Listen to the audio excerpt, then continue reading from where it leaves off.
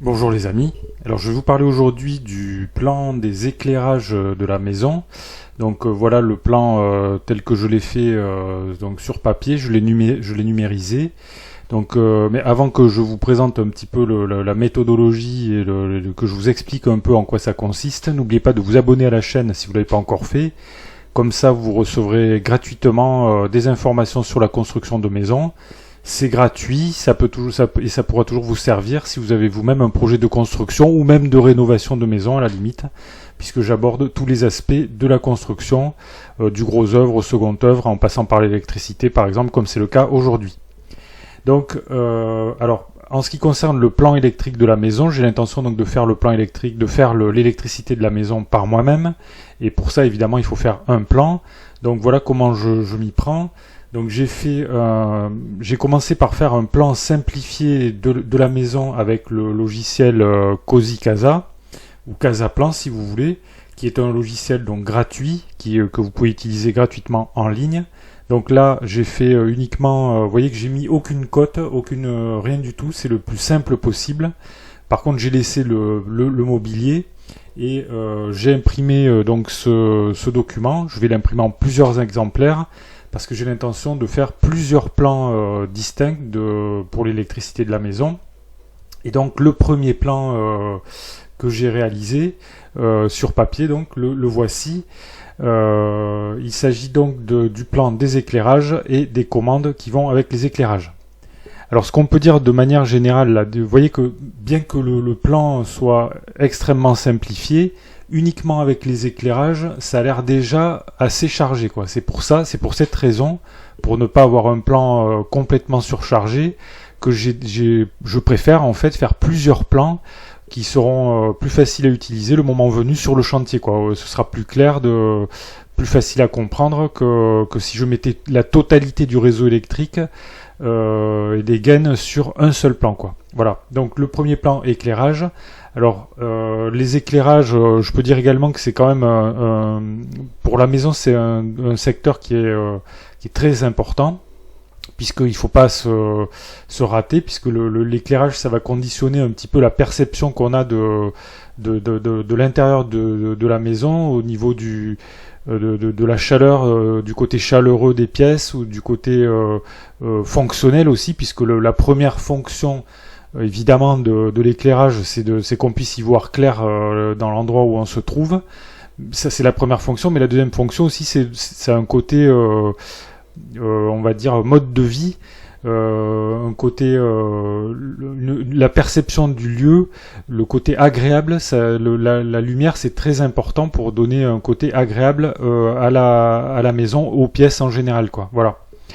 Donc alors moi ce que j'ai choisi de faire, déjà j'ai choisi, comme vous pouvez voir, de mettre essentiellement des spots plutôt que des ampoules classiques, qu'une seule ampoule par pièce. Comme ça se fait encore beaucoup, mais à l'époque, on ne voyait pratiquement que ça. Mais il faut bien dire que les spots, c'est un choix d'éclairage qui est très à la mode en fait. Donc ça fait moderne, voilà. Donc c'est un système d'éclairage qui est très répandu. Et c'est pour ça que j'ai privilégié les spots dès que c'était possible, enfin là où c'était justifié, me semble-t-il. Et par contre, j'ai conservé des points de centre, en fait, ça s'appelle comme ça. Alors vous voyez là les boîtiers, techniquement à quoi ça ressemble. Donc le point de centre en électricité, c'est un boîtier qu'on va encastrer dans le plafond et sur lequel il y a un crochet. Et donc on peut y mettre soit une ampoule électrique, soit une suspension, quoi, un lustre ou ce qu'on veut, quoi. Donc si on regarde mon plan, on voit qu'il y a pratiquement pas de point de centre. Vous voyez qu'ici j'ai fait une petite légende qui explique un peu à quoi correspondent les symboles. Alors les points de centre, en fait, dans la maison, il y en a deux. Il y en a un dans le cellier ici, puisque je vois pas pourquoi je mettrais des spots dans le cellier, puisque c'est pas une pièce d'apparat, ou bon, c'est plutôt une pièce qui a une vocation fonctionnelle. Donc je pourrais mettre une ampoule de lumière très blanche et très puissante pour bien éclairer cet endroit. Et en ce qui concerne le deuxième point de centre de la maison, il se trouve dans les WC. J'aurais pu aussi mettre 2 spots, mais bon, les WC, alors peut-être je ne mettrai pas une ampoule très puissante et très blanche, contrairement au cellier. Peut-être une ampoule un petit peu plus, d'une couleur un peu plus jaune, c'est un petit peu plus chaleureux, on va dire. Voilà, donc dans la maison, il y a 2 points de centre. Ensuite, au niveau des éclairages, j'ai mis des éclairages à l'extérieur. Il faut y penser quand vous faites votre construction. Alors il y a 2 éclairages extérieurs ici que je mettrai, qui seront suffisamment puissants, puisque ici je vais avoir ma terrasse là au plein sud, donc pour les soirées d'été ou pour éclairer, quoi, c'est absolument nécessaire d'avoir un éclairage assez puissant. J'ai mis également un éclairage au-dessus de la porte-fenêtre qui se trouve de ce côté. Ça peut toujours servir, notamment par exemple si je veux rentrer du bois pour emmener vers le poêle ou ce style. Et pour la porte d'entrée également un éclairage extérieur. Alors en ce qui concerne les autres pièces, en fait j'ai mis des spots, vous voyez ici. Donc il y a dans la cuisine 4 spots, ici dans le salon, dans la salle à manger 6 spots, dans le salon 3 spots, et dans les chambres, dans chaque chambre 4 spots, et dans la salle de bain 3 spots. Alors, vous voyez que les réseaux de spots, ils sont distincts les uns des autres. Ici, dans la salle à manger par rapport au salon, j'ai fait ici un réseau de spots comme ça, qui va être autonome, on va dire, par rapport à celui du salon. J'ai fait ça parce que j'ai l'intention ici de mettre des lumières, des spots d'intensité, de couleurs différentes, plus claires en fait, pour éclairer la salle à manger. Et au salon, un réseau de spots distincts qui va être avec des lumières plus chaleureuses en fait, plus chaudes, plus jaunes, tirant plus vers le jaune, puisque ici c'est un espace où on n'a pas besoin d'avoir des lumières très puissantes, puisque c'est l'endroit où on va regarder la télévision, et c'est un endroit où on veut plutôt avoir des lumières chaudes, quoi, voilà. Alors en ce qui concerne les allumages, alors vous voyez qu'il y a les éclairages en eux-mêmes, et il y a les commandes, en fait, les commandes qui permettent d'allumer ces différents éclairages. Donc les commandes, comment on s'y prend? Et bien, en fait, on essaie d'imaginer qu'on rentre dans le logement, et on va essayer de chercher le côté pratique. Alors par exemple ici, juste après la porte, ici je mets un interrupteur pour éteindre la lumière de l'extérieur. Et je vais devoir allumer les spots de l'entrée. Donc ici donc je mets un bouton poussoir, donc j'allume mon entrée. Puis on imagine qu'on progresse dans la maison, qu'on avance ici. Donc je me retrouve ici. Donc je vais devoir peut-être éteindre l'entrée et allumer peut-être ici le séjour. Donc je mets ici un bouton poussoir pour pouvoir éteindre les spots de l'entrée, et un bouton poussoir pour pouvoir allumer le séjour.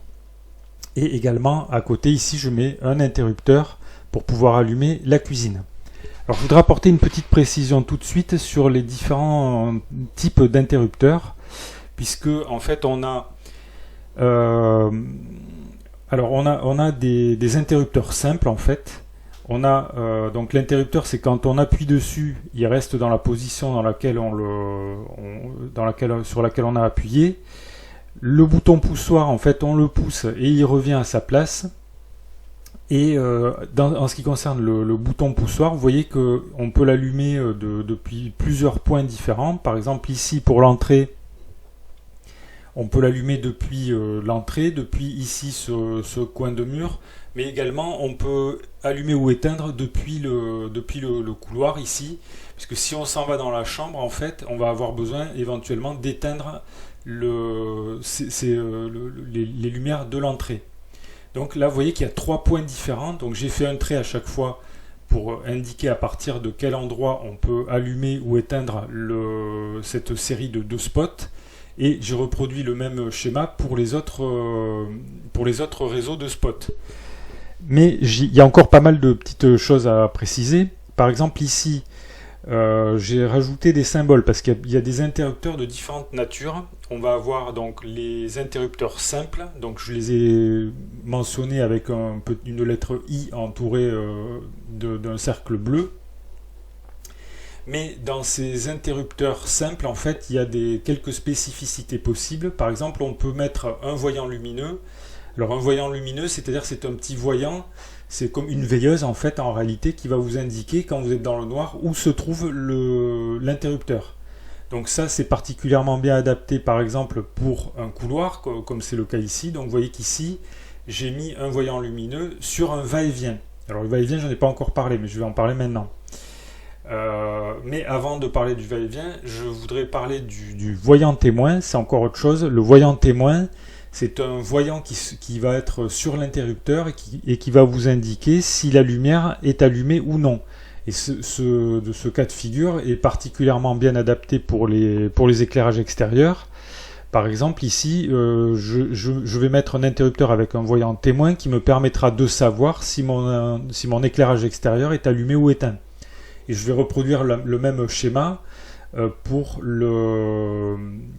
tous les éclairages extérieurs, c'est-à-dire ici par exemple l'éclairage, donc l'interrupteur là il va allumer ses éclairages et il y aura un voyant témoin donc, qui indiquera si c'est allumé ou pas à l'extérieur. Et également je vais faire la même chose ici, vous voyez ici j'ai oublié de le mettre, il faudra que je le rajoute. Donc ne pas confondre voyant lumineux qui est une veilleuse, et le voyant témoin, qui est un voyant qui s'allume, qui vous indique si la lampe extérieure est allumée ou éteinte.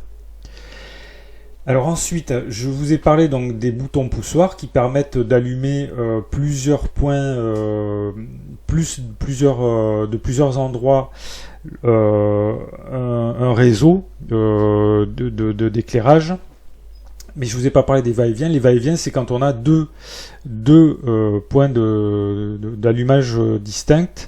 Alors la différence entre les boutons poussoirs là et les va-et-vient, c'est que dans le cas du bouton poussoir, on est obligé de mettre en place un télérupteur. Donc un télérupteur, c'est sur le tableau électrique qui va permettre donc d'allumer les différents boutons de plus de deux endroits différents. Alors que dans le cas d'un va-et-vient, on n'a pas besoin d'un télérupteur, mais par contre on a seulement deux points d'allumage séparés, distincts, quoi, pour les mêmes points d'éclairage. Par exemple ici, vous voyez que je vais, par exemple, donc j'ai ces trois spots ici au-dessus du canapé là, dans le salon. Je pourrais les allumer dans deux endroits différents, depuis deux endroits différents. Ici donc j'ai mis un va-et-vient. Donc j'ai fait un trait pour montrer que ça va s'allumer, que ça peut allumer donc les trois spots ici. Mais si je pars dans les chambres et que je souhaite éteindre les trois spots ici, il faut que je puisse le faire. Donc je mets un va-et-vient ici.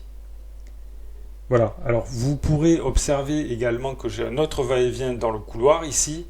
Donc je mets un va-et-vient, on va dire à l'entrée du couloir pour allumer les spots du couloir, mais je mets également une commande ici au centre du couloir pour pouvoir éteindre ou allumer les spots du couloir en sortant des chambres par exemple. Voilà.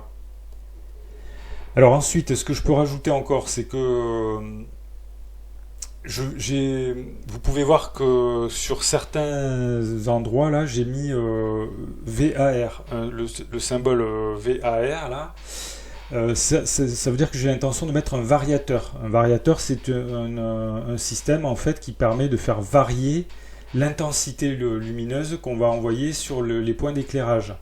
Alors ça me semble particulièrement bien approprié pour la zone du canapé, puisque c'est un endroit où on a envie peut-être d'avoir une lumière un petit peu faible quand on est en train de regarder la télévision par exemple. Donc on veut pouvoir diminuer l'intensité lumineuse. Et il me semble que c'est aussi bien adapté aux chambres, parce que dans les chambres on n'a pas toujours envie d'avoir une lumière éclatante. Donc dans les chambres, vous voyez que j'ai mis un interrupteur ici, à côté de la porte là, avec un variateur, à côté de chaque porte de chambre, donc interrupteur avec variateur. Et alors le problème des variateurs, c'est le prix, parce que évidemment ça coûte assez cher. Je crois que c'est à partir de, il y en a chez Legrand là, à partir d'une 54 € je crois, avoir vu ça. Mais bon, pour les prix, j'en parlerai peut-être après ou peut-être dans une autre vidéo. Alors ensuite, qu'est-ce que je peux rajouter? Je peux rajouter encore que j'ai mis dans les chambres ici donc des appliques murales en fait. Alors dès que j'ai mis, vous voyez quand il n'y a pas de symbole, quand il n'y a pas APP, ça veut dire que c'est au plafond que ça se passe. Et quand je mets APP, ça veut dire que ce sont des appliques. Voilà, tout simplement. Donc j'ai mis dans les chambres de part et d'autre de la tête de lit 2 appliques. Donc pour avoir un éclairage. Alors je vais vous montrer un petit peu l'idée. En fait, l'idée c'est d'avoir ce style vous voyez un peu ce style d'applique pour tête de lit, c'est-à-dire une petite lumière avec éventuellement une liseuse en fait, voilà, avec une petite prise USB qui peut être très utile pour recharger en particulier les téléphones portables, puisque tout le monde en a aujourd'hui. Voilà, donc l'idée c'est ça. Alors le problème là c'est pareil, c'est que ces petites appliques murales, c'est pas donné, ces liseuses là. Et bon voilà, donc là ça va représenter un coût. Et pardon, excusez-moi, ça va représenter un coût.